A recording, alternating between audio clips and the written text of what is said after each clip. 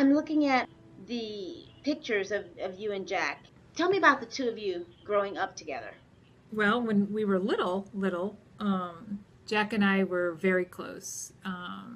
There was 5 siblings, so Jack and I were the youngest, and we share the same set of parents. Jack and I, always had a very close relationship, and he was my protector. And we had your usual brother and sister fights, but we were very close. He was always there for me. And unfortunately, when things started to turn south with him as he got older, we kind of went our separate ways a little bit. He moved around a lot, and I got married, had kids, and then after the incidents that happened and he went into prison, our relationship bloomed again, and we're closer than ever now. What was Jack like as a kid when you all were growing up? What was he like? What was his personality like? Jack was a very vibrant, outgoing boy. He was always hyper and wild, which later on, I realized it was because of his ADHD, but he was a very loving, caring little boy. My mother kept everything that we did as children, and he was always drawing and writing poems and love letters, and he was just the sweetest little boy. And like I said, he always took care of me. If I was ever got hurt or in trouble, he was always there to protect me. There was even a time when we were really little, and we were racing, and he accidentally pushed me down, and I had to get stitches on my knee, and I was in kindergarten, and he stayed home from school to take care of me. He cried and served me soup and grilled cheese sandwiches to take care of me, and to this day he is constantly apologizing for that. But he was just a very creative, outgoing person from a very early age. He was always drawing and creating things and writing stories, and just a very smart kid that unfortunately did not get a break in life. And it's quite sad, but just a very sweet boy. Had a smile that would light up a room. I actually, when you see me looking to the left, I've got this picture of him right here that I keep on my desk. That this is just that smile that everyone just loved. He was a year older than me, so my girlfriends just were always in love with him. Every time they'd come to the house, they'd want to make sure Jack was home, and so he was just very well liked by everyone.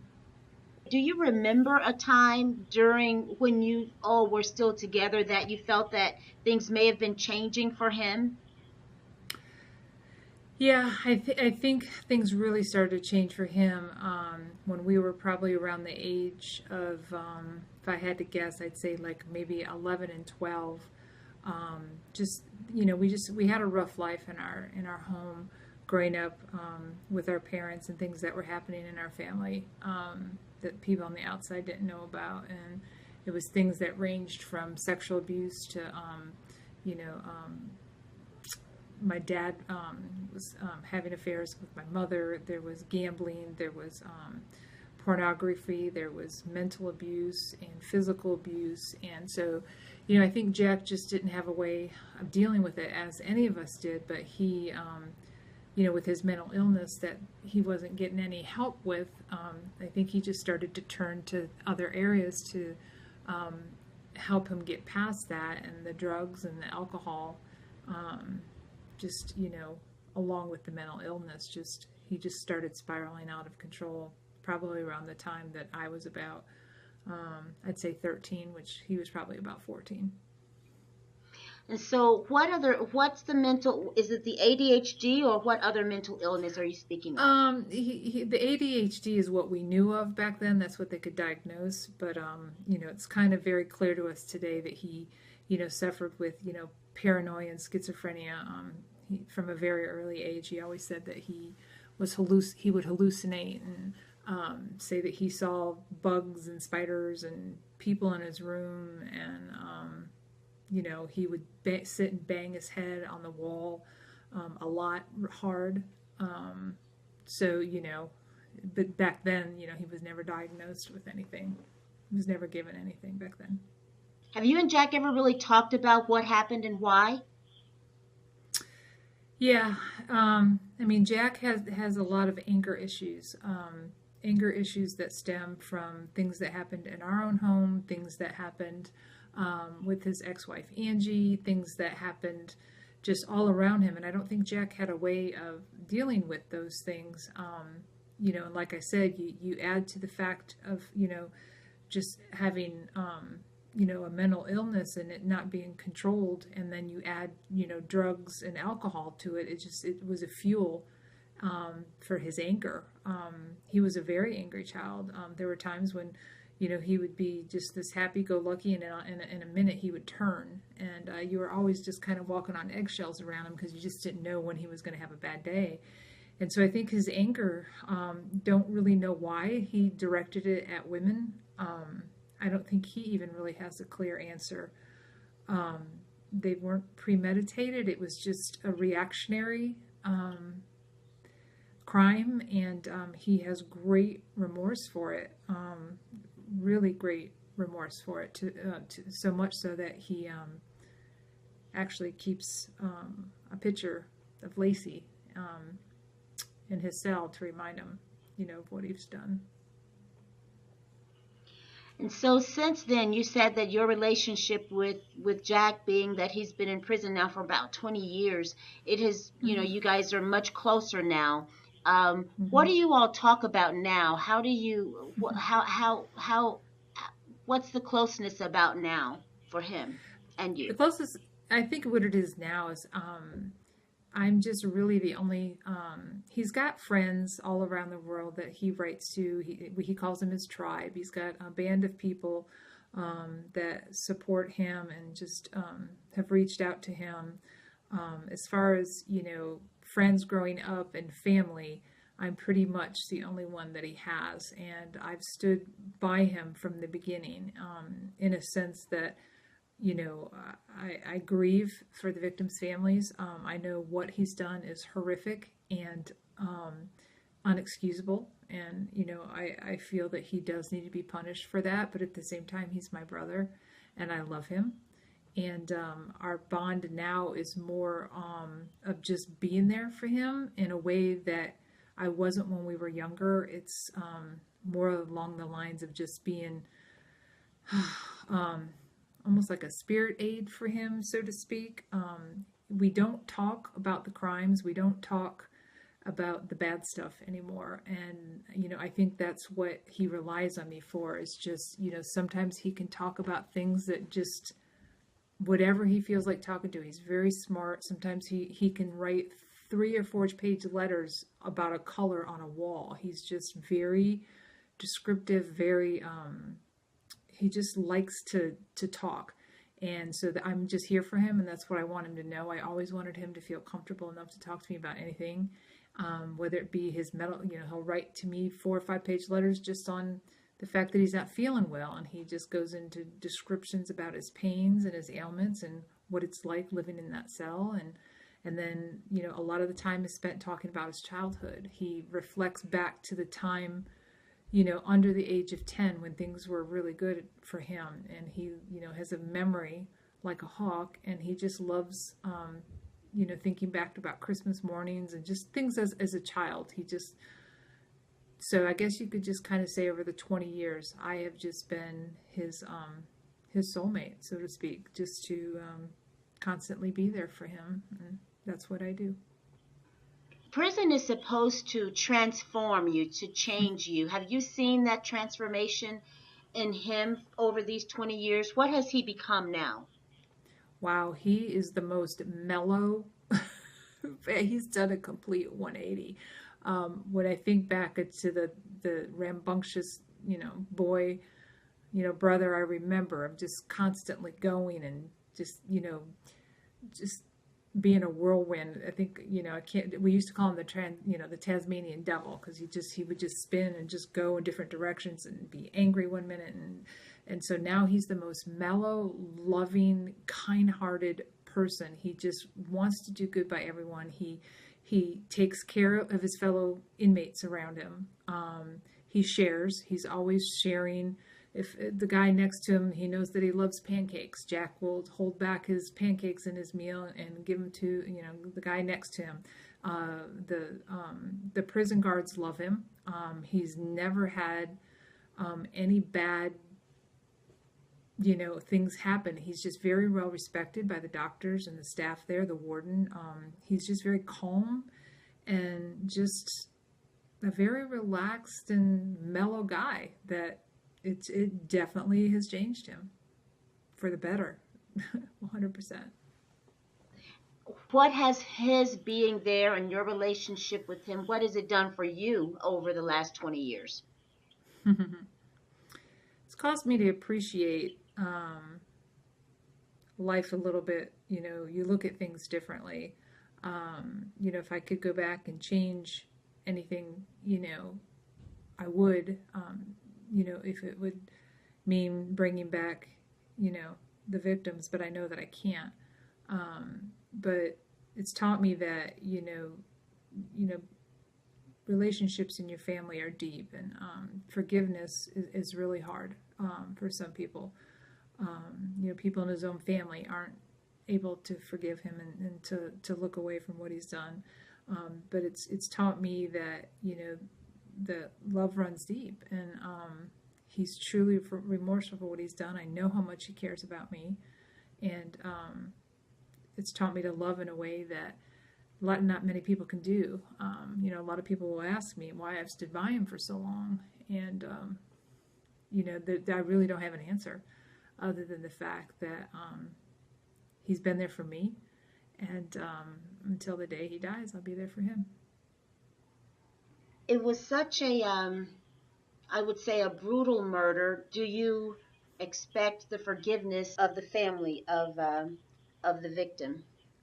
No, I don't think anyone would ever expect that. Being a parent myself and a grandmother, I could never put myself in the position of what happened, as brutal as it was, and to know that Lacey relives that, every day of her life, what she saw. So no, I would never expect anyone, a family member of a victim that's, been so, traumatically taken away from them to forgive. Can it happen? Yeah.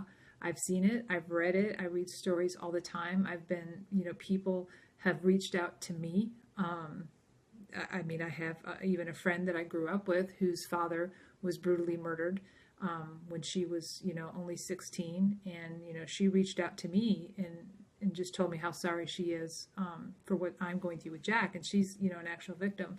So I don't expect it. I would hope that they could forgive, but, I can never put myself in a victim's shoes. We all handle things differently. I know it can happen. I think what I would want from Lacey and her father is to know, that Jack's family, that we are very, remorseful for what had happened, and we do think about them often. I pray for them all the time. I pray that they get healing in whatever way they feel they're going to get it. I can't speak for them on what's going to bring closure, or even if they'll ever will have closure.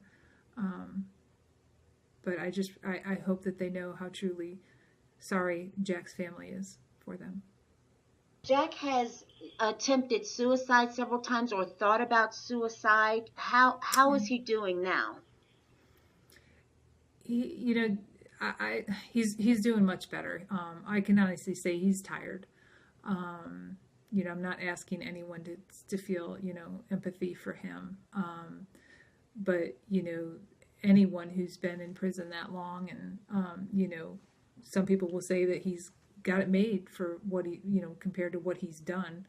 But, when you're living in a cell like that day after day, and, you're not able to, have the things that we have, the exercise, the fresh air, he's sick a lot, and he's got, a lot of medical conditions, and, he's just tired. And I think sometimes he gets angry at the fact that, his life falls in the hands of the state. And I think sometimes he wishes that, it would fall in his own hands, that he doesn't want the state dictating the day and the time that he takes his life.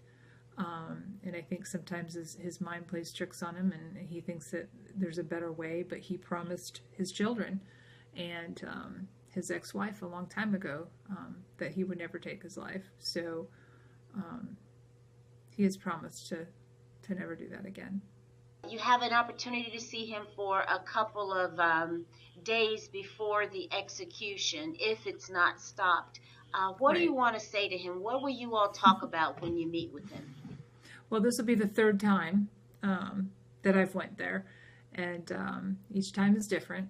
And you know, my goal when I go there, and my only motive, is to make sure that Jack is at peace. And you know, I talk about whatever he wants to talk about. I don't go in there with a set program of what I'm going to talk about. He knows my faith. I know his. So I don't go in there preaching to him as much as I want to. I think the fact that I'm there for him and showing him the love that I have is enough. But, you know, we usually, you know, my brother, like I said, he's a talker. He's a storyteller. He loves talking about things. It's before you know it, the 4 hours has gone by. And we just talk a lot about our childhood. That's what he likes to talk about most, because it's a happy time for him. You know, we talk about, you know, there's sometimes when we'll get a little more serious, and, you know, I want to know his true feelings, you know, being that close to death, especially when you've been handed a piece of paper that shows the exact time and date. You know, it's got to be kind of overwhelming for him. But he has a lot to give. So usually, too, he's kind of giving me information on things that he wants me to do for him after he's gone. So, but it's a very sweet time for the two of us, and it's painful, but it's a very sweet time. Is he ready to die? Oh, yes. Yeah, he is. Preferably not at the hand of the state. But he's tired. He's tired. He's done. He's just ready. His body's tired. You want to be there to witness his execution. Why? Wow. I thought about this earlier today about what I would tell you. Anything that would just make you understand or make anyone understand, because when I say it out loud, it just doesn't sound right. I was talking to the chaplain in the prison earlier about this today, and I think of it this way. I think of it as if any loved one of mine, you know, was in their final days, whether they were on a hospital bed in hospice or wherever, you know, you would want to be with your loved one to the end. No matter how it's going to happen, it doesn't take away from the fact that I want to be there with Jack to the end. As gruesome as it may sound to someone, he's my brother, and I can't walk away from him. And knowing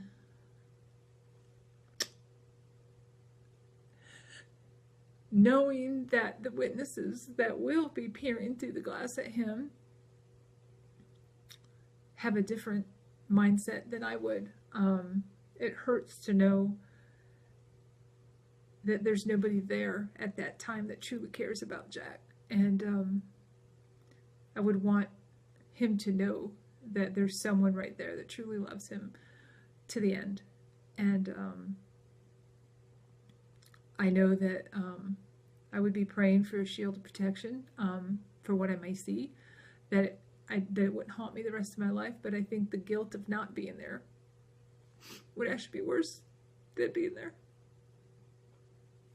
So, and I just don't think it's fair that the inmates' families, it's almost like we're treated as if we don't care and we don't have a voice. And that's just hard. It's hard to think that someone would think that we can't be there for our loved ones if we choose to be. It's tough.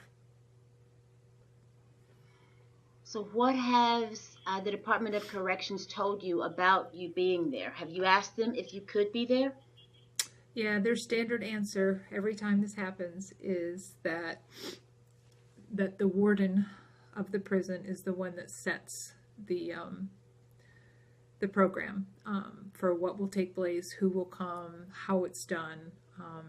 Basically, they see no forthcoming changes to their procedures. It's not a state law. It's not anything. It falls solely in the hands of the warden.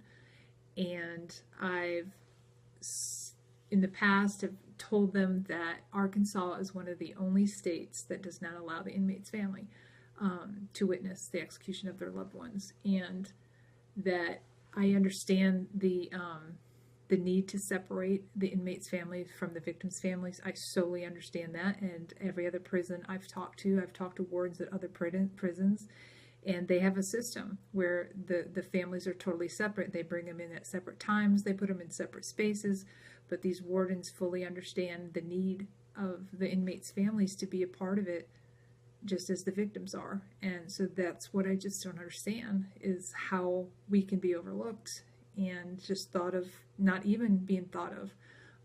Nobody's called me to tell me what's going to happen. It's me making the phone calls and saying, all right, and I understand what's going on there. I mean, there's 7, possibly 8 that's going to take place, so I know that there's this mad craziness going on there, and every time I call, it breaks my heart. I can just hear it in all their voices of the strain that's on them, and I don't want to take away from that, but at the same time, you know, I want to be heard, and I feel like I'm being ignored, and I'm trying to be as kind as possible, and you know, taking everyone's feelings into consideration, but you know, I'm a victim as well. Somebody on April 24th is going to kill my brother, and I'm trying to prepare for that. I mean, how do you prepare for that? You just can't. I just have to do the best I can and do what I feel in my heart is right. And this is nothing I asked for. I just want some consideration. That's all. I just don't like the secrecy. You know, the secrecy. You know, I was told the last time that they would put me out on the corner in the tent with the media, and I would hear from it at the same time that the media heard about it, and I just don't think that's fair. You know, what are they trying to hide from me? I should be able to see the same thing that the people on the inside get to see. That's my brother. I don't understand why I can't be a part of that. Oh, wow. And he has no one else. My mother passed away in 2010. My father lives in Ohio. He's you know, he's so ill. We don't even know if he'll make it through the end of the year. He just had another heart attack a week ago and had stents put in. He can't even travel. There's absolutely nobody there for him. He's just going to die. He's going to be murdered at the hands of the state with nobody there except for people wanting to watch him die. It's just so cruel. So why can't one person who loves him, that wants to be there, I just don't understand. Why the secrecy? If you can't be there, what will you be doing that night? I'm not sure. You know, again, I'm kind of waiting to see what the officials tell me. You know, I know I just can't be sitting in my hotel room. I just can't. I would want to be as close as possible. But being in the tent with the media, it's absurd to me. It's absurd that I hear about that at the same time the media hears about it. Why does a witness that has nothing to do with my brother get to see it firsthand, and I have to stand on a street corner as if I'm a criminal and hear about his death? So I don't know. I think I'm just praying for a miracle, first and foremost, that it doesn't happen. But I'm trying to be proactive in case it does. I've been offered to, I know that the coalition, every time this happens, the coalition prepares to be at the state capitol protesting all the way up to the end. They've invited me graciously to be there, but again, I don't know if I would do that. I'm not really sure. You know, like I said, this is the 3rd time that I'll be coming there to do this, and I kind of just fly by my seat of the pants, I guess you could say. I don't really have a plan yet. 2 times his execution was stayed. What did that feel like for both of you? Oh, God. You go through so many emotions. I can't speak for Jack. I know he's got a sense, there's got to be a sense of relief, I think. Anyone in their right mind knowing that he's actually giving me both times the piece of paper that he has served that shows you the date and the time that you're set to die. And then to know that, you have more time. Although he knows he deserves punishment, I don't think both those times he was ready to leave his children, his grandchildren. For me, I go through so many emotions. My first reaction is always joy, but then there's anger and emotions that I can't quite understand because it is a roller coaster ride, not only for us but those victims' families.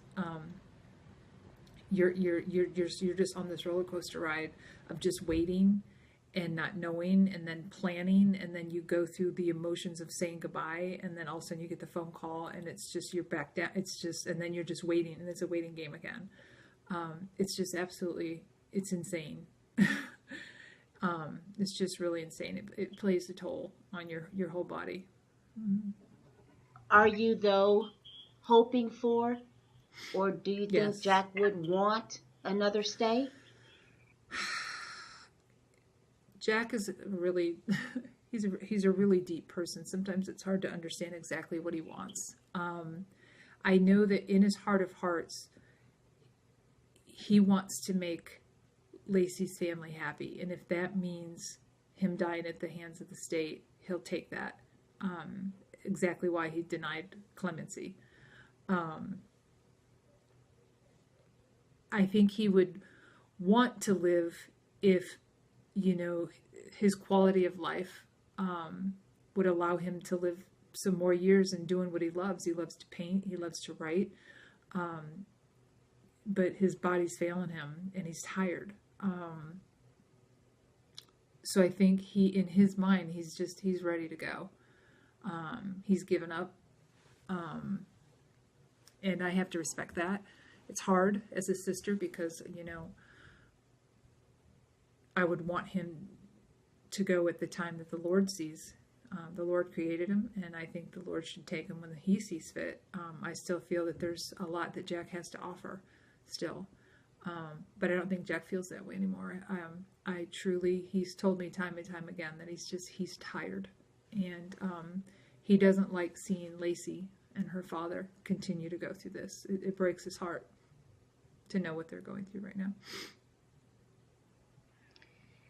So has he decided on burial or cremation, or what about his last rites? What has he decided? He's going to be cremated. I've already made the arrangements. So what happens is the crime lab, once he's deceased, the crime lab will move his body over to the funeral home that I've made arrangements with. He's in the process now of letting me know, what he wants to be cremated in. The last time I was there, he's a big Kiss fan, so he wanted me to find a Kiss t-shirt, and there's things that mean a lot to him personally, and so I'm all about giving him his last wishes as far as that's concerned. The funeral home will allow me visitation before he's cremated, so I'll have a moment alone with him, so to say my goodbyes.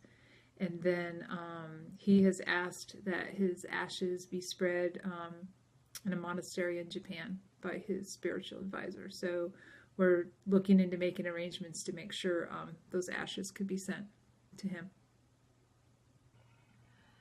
So do you know if he has, or what has been his last meal? Has he told you that? I asked him last time I was there. It changes so much. He loves pizza. He just loves pizza. So I think if he had his wish, it would be pizza and ice cream.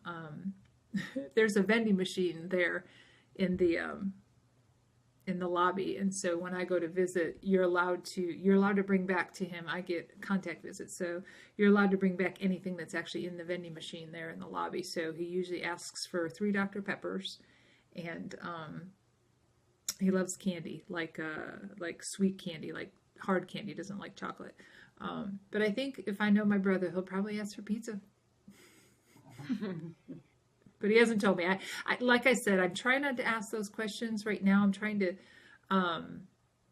keep things light right now. But when I do go to visit, I'm sure that we'll talk about those things. But for right now, I'm just I don't want to talk about that. It seems too final. I know it has been an expense on you for the last 3 times having to Yes. travel and to come and get hotel and spend the time. And one of the inmates, which was very, very thoughtful, has asked that we raise money for some of the families, and for Jack is one of them.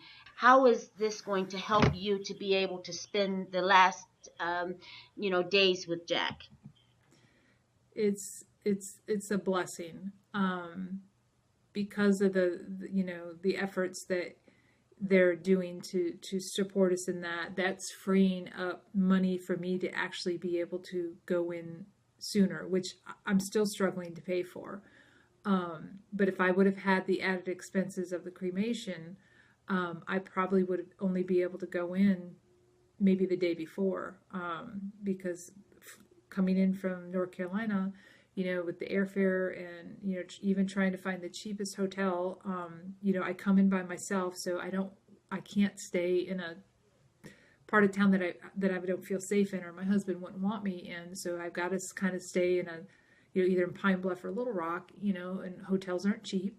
And then I need to rent a car, and gas, going back and forth, it gets expensive. And, people would say, well, then don't go. But, I don't know how I can't not go.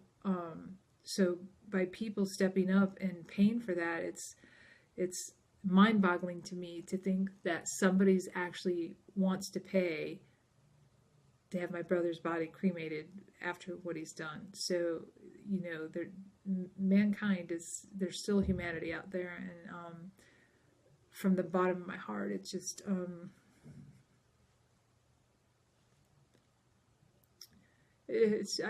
I can say is thank you.